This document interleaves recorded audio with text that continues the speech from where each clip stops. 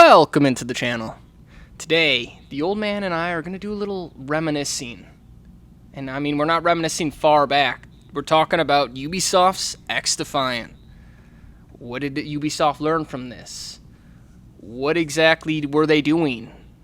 Let's just kind of talk about XDefiant. I don't have like a set plan here. The old man brought this up to me and said, let's talk about XDefiant. I said, okay, let's talk about XDefiant. So, come on in, old man. Let's hear what you got. Hello! Yeah, I want to just talk about, what did we learn from this, too, as a community? Everyone was so excited for XDefiant. It was almost just like a flash-in-the-pan weird time. So I wanted to just reflect on it, see what we learned from it, what we can learn from ourselves, and how our expectations were, and what we think Ubisoft is up to these days. What? You're getting philosophical. What it does, what we can learn about ourselves. Okay. I want to look in a mirror today. Okay. I'm just feeling my heart. Are you gonna do your hair? Yeah, I look like a mop today. What's left of it? I look like a wet mop. Yeah. The humidity got to your hair. Okay, with that out of the way, let's talk about XDefiant. XDefiant, for those who don't know, is a Ubisoft first-person shooter that was released in 2023, I think. It was released around Modern Warfare 2023, like when Modern Warfare 2023 was kind of getting kind of stale. 2024 then, because it was during the next year. So it was 2024, like May or something. Okay, so that's when it was released. And we played it probably the summer. I remember the summer a lot is when we played it because where we are, there were tornadoes like almost every day. It was great. So on top of XDefiant being released, we also had tornadoes released all around our area. Yeah. So that was fun. Mother Nature dropped a new update. Yeah, it did. It was great. It was season whatever of life. Season 2024 of life. It was the mid-season update. But, so, XDefiant, you play as different factions. They have different abilities. So, if you're I don't remember, the riot gear guys, you can shoot down, like, a nice little protecting barrier, and it gets shot up and broken and whatever. You can shoot through it. Think of Gibraltar in Apex, but putting his shield in front of you and friends, but it takes damage. I mean, his gun shield, not his actual fucking shield. But, everyone had something like that. Right. All sorts of abilities. It was marketed to be the COD killer. So, of course, the old man and I had to play it because we like first-person shooter games where you can dick around online and talk some smack, you know? So, it came and it went, and we played it, right? What did you think of it? So, at first, I was having a pretty good time with it, but the gunplay, I don't know, it was that Ubisoft feeling. It was like a Far Cry feeling, which I don't like, where the guns don't feel as snappy as Call of Duty. So guess what? We played XDefiant, and I wasn't playing Modern Warfare 3 at that time, right? So I played XDefiant, and then I started craving COD again. It was like, it did exactly the opposite for me. I said I played XDefiant, but now I'm like, I miss how Call of Duty feels. I miss the game where you get kill streaks and things like that. I went back to COD then. And I had a great time with Modern Warfare 3. Yeah, I think it was like a light. It was a light. It was supposed to be shining on XDefiant as this COD killer, but it actually strengthened my my love for Modern Warfare 3. So good job, Ubisoft. Good job, Mark Rubin. Yeah, I think that's point one of this retrospective is, you can make your COD killer whatever, but I guess there's 2 points to this, because the gameplay in XDefiant, I mean, I wouldn't say it was bad gunplay, but it wasn't as punchy or as tight as Call of Duty, and that was like the thing where it's like, why am I playing this when I could just play Call of Duty? Because it feels better. I also feel like I'm on a more stable ship because Mark Rubin kept being like, the game's not going to get shut down. It's not going to get shut down. It's like, I don't know. I don't know if I want to keep rolling on this thing, because it's my time, Well, I might as well spend my time on a game that is actually going to be, I mean, at least around for a year, So, and then the other thing too is like, with the gunplay, netcode is still not a guarantee in 2026. I think we had two lessons with that, because XDefiant didn't have that good a netcode, so that made the gunplay feel a little more sluggish, and the game felt weird. It was like I'm behind a wall, I'm still getting killed. And also, Yeah. I mean, it's also a problem that plagued Call of Duty as well. I had a problem with the netcode in Black Ops 6, like, really bad at launch. Modern Warfare 2 and 3 were slick, but Black Ops 6, holy crap, the packet burst in that game was terrible.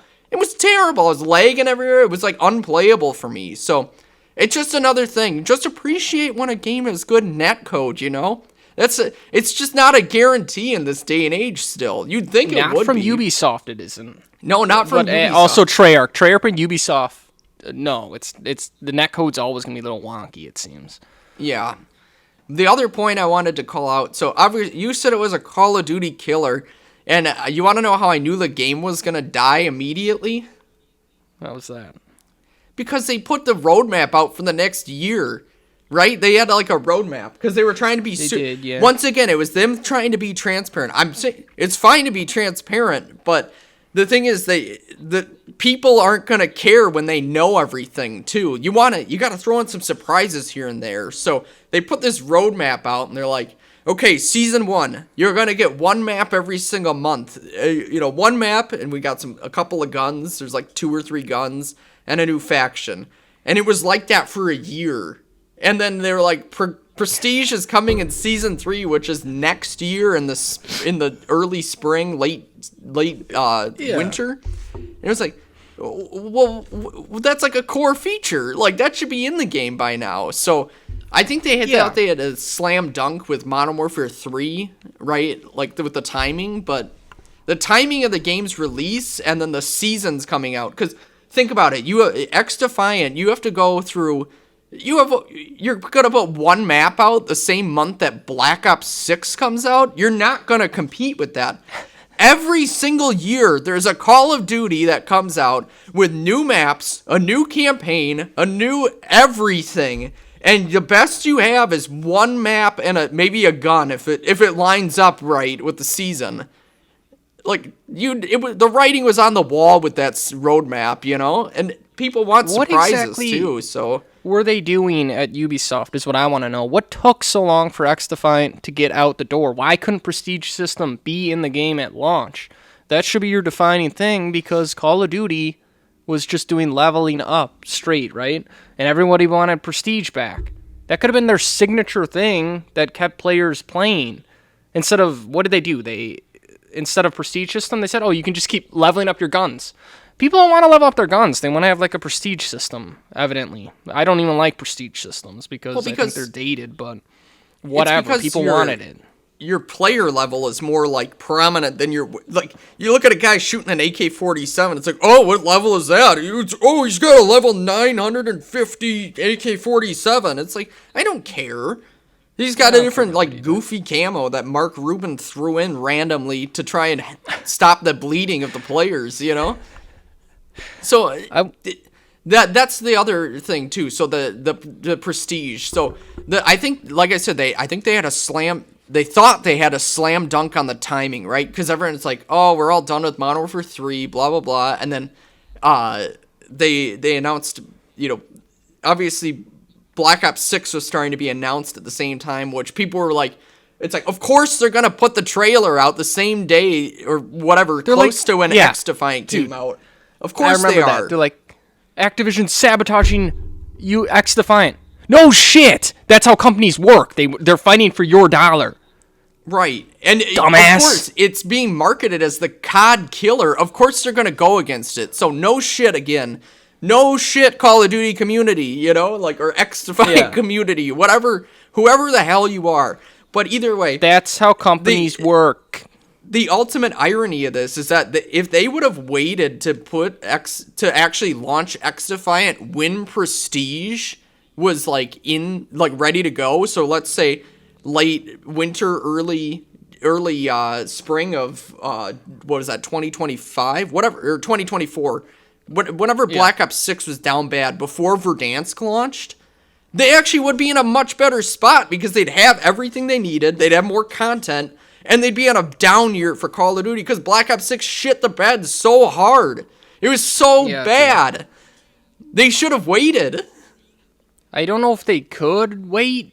Ubisoft stock were like, you know, the whole macro of all the Ubisoft stuff. But yes, in a perfect world where Ubisoft wasn't, you know, bleeding shares and money and market cap and things like that, then yes, if everything was fine, it would have been smart to do it then. I know hindsight is 2020. I just think it's ironic because they were like, oh, it can't get any worse than where Modern Warfare 3 is, and then Treyarch farts in the toilet and it clears the room, was like, you know? Hold my beer, I got this. Yeah. Really fuck it up. And you're not going to be able to predict that. I mean, they did what they tried. You know, it looked like good on paper, but if they would have waited, that's the irony, you know? Like, they could have been in a much better spot. But that brings me into my next point, too, is that Ubisoft, I mean, we've been kind of beating this drum for a little bit, but Ubisoft is in a lot worse shape than we initially thought, right?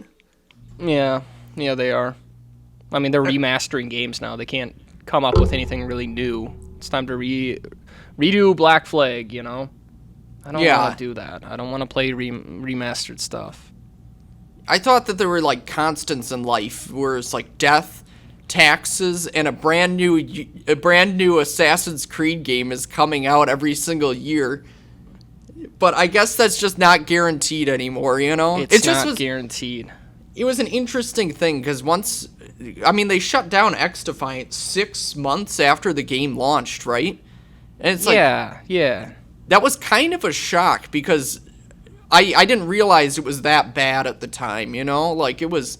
I thought it would have been around a year, and then it would have gotten shut down or something, you know? But, I don't know, it just was surprising. Goes to show that the COD community can't just blow smoke up something's ass and say it's gonna beat Call of Duty. They probably lost a ton of players after Black Ops 6 came out as well. You know, rightfully or wrongfully so, but once that game came out, they were probably toast, you know? Yeah, I agree. And I wanted to talk about the community thing like you were talking about with Mark Rubin out there, reassuring the community that the game is alive. It's going to be out for several years. It's going to be updated and things like that. People were praising all that stuff, and I do like when people do communicate with the community to say, here's what's going on. But is it just all lies? It seems like Mark Rubin just was lying blatantly. He had to have known that the project was going to be shuttered at some point, I would think. Yeah. He's the manager of that stuff. He would see the macro of what's going on with Ubisoft. You just see people like Blame Truth. He was like praising him, and then you see Blame Truth talk about Activision now when they tweet stuff like Infinity Ward and they say, "Oh, fuck you! You shouldn't be saying that shit to us." Do you want transparency or not? Right. Is it transparency or is it lies? I guess you can't have it both ways where you believe Mark Rubin, but then you bash Infinity Ward. I don't understand that. At the end of the day, Ubisoft is still Ubisoft and Activision's still Activision. So they're always going to prioritize the profits over people. Like, maybe, I mean, even if you can't just do that, you know? These aren't indie games, okay, where the developer will tell you what exactly is going on. It seems like there's always going to be some sort of half-truth in it, and you don't know everything that's going on. They can't be 100% transparent with you because that'll hit their stock prices and things like that. So, I don't know. Is transparency all it's cracked up to be? I like it, but can you trust AAA developers? I don't know. I guess if you can be selective. If Blame Truth is going to be selective about Mark Rubin being, you know, a saint and whatnot, then I guess I can be selective and say Infinity Ward's all good with their tweets about what they say is coming in Modern Warfare 4, you know? It goes both ways. Yeah, it just is like, I don't know, it's just pointless, this whole, like, who cares? And so that brings, so the reason he was saying that, I think, because obviously he had to have a macro view, obviously even just the player count and, like, how things were going, but I think the thing that he's trying to do is, like, multiplayer games are only alive so much as people believe in them. You know what I mean? Like, you need people... They're like Santa. Yeah, you need everyone to believe in Santa in order for Santa to come. For his sleigh to fly. For like his an sleigh elf, to fly, yes. He needs that. XDefiant That's how it Slay is. was on E, and he was trying to be like, oh, it's gonna get all these updates and this and that, and then people blame Truth's like, oh my god, the game's gonna last forever. I can't wait to get this map next month. And then he played it, and then nobody else played it because it was boring and didn't work. And he has to say those things in order to be like, to instill confidence in the game. So I lost confidence in XDefiant a couple months in because the trickle of content wasn't there, and then I was like, it just wasn't hitting the same way. I went back to COD, so you lost my player count. So other people are going to be like, hey, there's not going to be lobbies if nobody plays this game, so they're not going to play it because that's their time. And it's a vicious cycle. The less people play it, the less people play it, and the more people play it, the more they play it. You know what I mean? Like, yeah, exactly. It's all about belief. That's the thing with XDefiant, is that people lost confidence with it, and so they hemorrhaged players because nobody wanted to play it. So I don't know. It's something like that. But the last point I wanted to bring up then, and this is a juicy one. I wanted to talk about the SBMM in the game, or that wasn't in the game. Shit. This is an interesting topic here because here's the thing. The gameplay, in my opinion, this is what I see. Gameplay is king. SBMM is secondary to that because people went back to go play Modern Warfare 2023 with the SBMM problem that's in the game. Not having SBMM wasn't enough to sell this game to people. It never will be. That's what you guys should take away from this. It's not enough. It didn't move Black Ops 7 sales numbers, right? Nobody cares unless you're like some loser on the internet, some asshole like Nero Cinema or Blame Truth, where all they want to do is shit on new players. We don't want to make it new player friendly. Well, then no one's going to play the game. Right. You need the casuals to populate the lobbies. Casuals will leave if they're getting dominated every match. A lot of okay, I'm sorry to say it, but a lot of people don't like being challenged that much, okay? They're not going to go in there and say, oh no, I lost that match. I'll get better on the next one. That's not how it works anymore. We're in an instant gratification society now. It's not 2012 anymore, Blame Truth, Nero. People get frustrated with that shit, and they'll just find a different way to play. I mean, it's going to Call of Duty with SBMM and being protected in quotation marks. They'll do it. They'll fucking do it. Yeah. They don't care as long as they're having fun. Thing. People just want to have fun. I just think about like someone getting home from a coal mine, and they're like, I just want to blow some shit up. I was just mining all day. Well, too bad. You got to go into Nero. Yeah, now I gotta go against a guy who's been sitting and playing on Twitch all, 80 hours a week, and you get curb stomped, you get nuked and this and that, and it's like, this isn't just fun. Because they didn't want SBMM. That's and why. The irony too is like, you need, okay, so Blame Truth and them, they're all against casuals, but those are the people they want to stomp on. So you need a casual-friendly environment for casuals to actually live in. It's not about... Yes. It's not about... These people don't want you to get better. They just want to stomp on you. They don't want these, like... they say they want you to get better and stuff, but they don't want you to get better. They just want to run around and kill you. So it doesn't... ultimately, that's the juxtaposition there. It's like, this doesn't make any sense, Like... Yeah, it's ironic and contradictory. Cannot sell games, like you said. It's not a driving feature for most people like us. I don't care. I don't care if it's there or not. It didn't make Black Ops 7's lobbies easier? Yeah, I would say it was. Check out our video. I always point back to that one. We did the fucking research. It's there. The SBMM is gone to some extent. Right. And XDefiant, I don't know. Everyone I played was fairly confident. It was just like Call of Duty. And the more the more the casuals left, the harder and more annoying it got too, by the way. Exactly. Yeah, so that's also another... We should have brought this up on our Black Ops 1, Black Ops 2 video, but, like, it's only the hardcores that are going back to play that game, so it's definitely not going to be, like, it's definitely not going to be like the old days where there's casuals running around. I don't see casual people being like, I want to go play a 16-year-old game. It's only weirdos that are obsessed with those games. So I don't know. Exactly. Well, okay. I wanted to. Have you? You probably haven't seen this, but you were talking about belief in games, and I just wanted to follow up on that really quick. Yeah. So a big game that came out last year was Arc Raiders, and I think the belief is gone within, what is that, 6 months? So back in January, they were at 372,000 players. Okay, as of today, the 28th of June, they're at 36,000 players. I'll tell you, that Arc Raiders Dr. Old Man is here to prescribe, but finish your thought. I'm just saying, did you know that it lost pretty much 90% of its player base? Yes. I have just the thing, because it's the same problem that happened with XDefiant.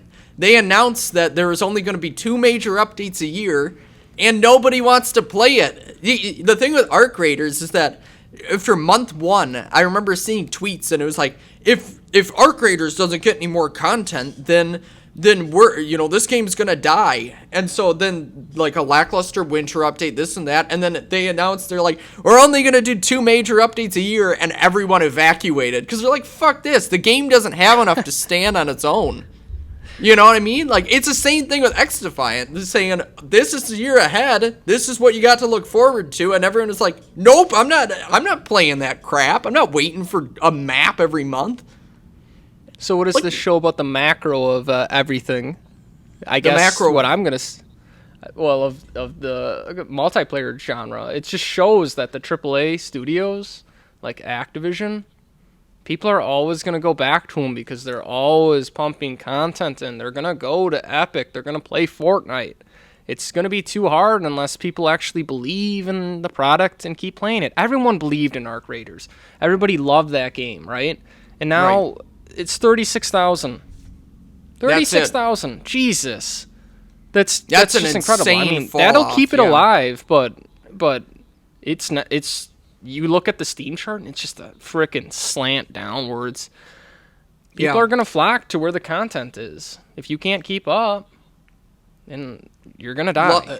Love it or hate it, Call of Duty they are slick with their seasons, because you see how much.